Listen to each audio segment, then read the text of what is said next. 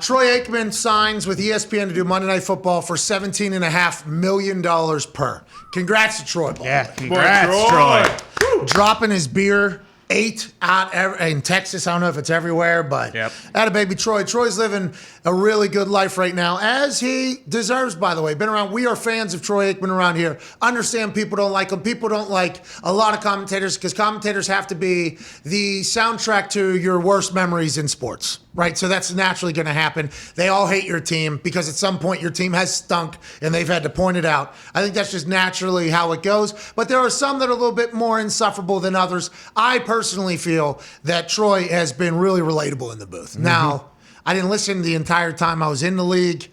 And as a kid, I don't know if I was paying attention close enough to all the commentators. This is just strictly post-retirement Anyways, I like Troy. He goes 17.5 to Monday Night Football. So that he was rumored to be going to Amazon, leaving Fox to go to Amazon. Well, who's going to Amazon then? Rumors now say they did talk to John Lynch, and John Lynch inevitably said he's going back to the Niners. So with all these names, you bring up Gus Johnson. I'm like, yo, put Gus in. Yeah. Put Gus in primetime. Like, hey, we will watch Gus in primetime on the NFL, and that's awesome. But you start thinking about the pieces that are going to be in place and who they're hiring and everything like that.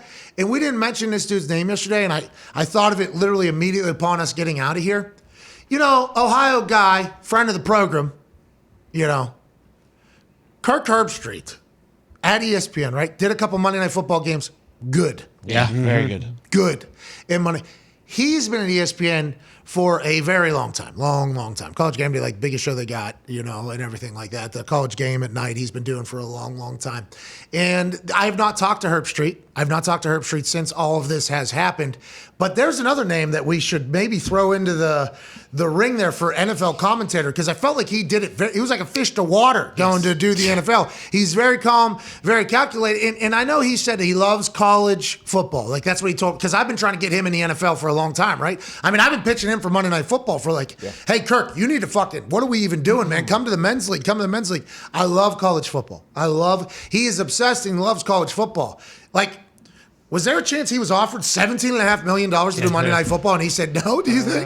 I doubt he would turn that down. Yeah, no way. Okay, so I wonder, like that is, because he's within ESPN, and if he was offered $17.5 million, what Troy ended up getting paid to do Monday Night Football, you would assume his love for college football would still be there, but hey, I'm a fan now. You know, like, and I'm not a Could he do both? Is it possible they could say, hey, we'll give you $20 more a year, but you got to do game day and you got to still come do Monday night. Well, he can't now, right? Because Troy's going to be the color commentator. Now they're looking for the play-by-play. But I'm just saying, that signing of Troy, the ripple effects that's going to have everywhere is fascinating, because Tony Romo gets 17, Troy gets 17.5. Hey, this is the new norm now. Yeah. So if you're a good color commentator, like, hey, this is a good time to be a good color commentator. And what Kirk is best of the best. Yeah.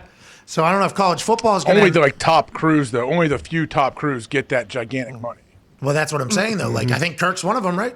Yeah, he is 100% one of them, yeah. But now Amazon's color commentary job is open, and then Troy's job with Joe is open at Fox. There's reports. Well, and then maybe Joe is out, too, because he's only got one more year left. Yeah. And what's that? There was reports today that Sean Payton might be offered that Fox color commentator job. They just don't know. I think Sean Payton will be great, most likely, but they don't know. Correct. He hasn't done it. Michael McCarthy at M. McCarthy Rev breaking. Sean Payton negotiating with Fox Sports. The former Super Bowl winning New Orleans Saints coach could potentially succeed Troy Aikman as network's #1 game analyst alongside Joe Buck. I assume Joe and Sean have a good relationship. This is why this was broached, but also Sean just retired. Very, very successful. You remember his retirement press conference was an hour and a half long, him just shooting the shit. I think he's a very good speaker. I think he knows the game, obviously, inside and out. His resume is filthy. He'd be great for that gig. But okay, now we got to think, is his team potentially floating information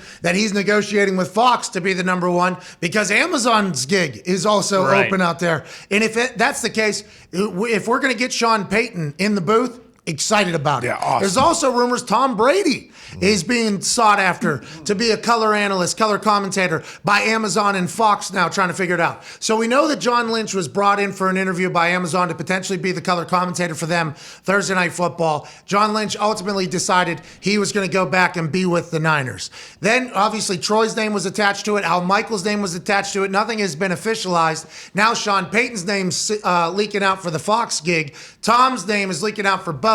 It'd be cool to hear them both, but what if neither of them want to do it? Yeah. I'm excited to see how these kind of roles get filled. For Sean Payton, if you're one of these networks, because he had his press conference, but it wasn't exactly like, I'm never coaching again. Like, if the Dallas Cowboys job opens up for a coach in a year or two, are you giving Sean this job as an announcer, your number one announcer for a year, thinking maybe he could leave and go back to coaching in a year? Well, and then also Joe Buck's only on 1 year too, right? Uh-huh.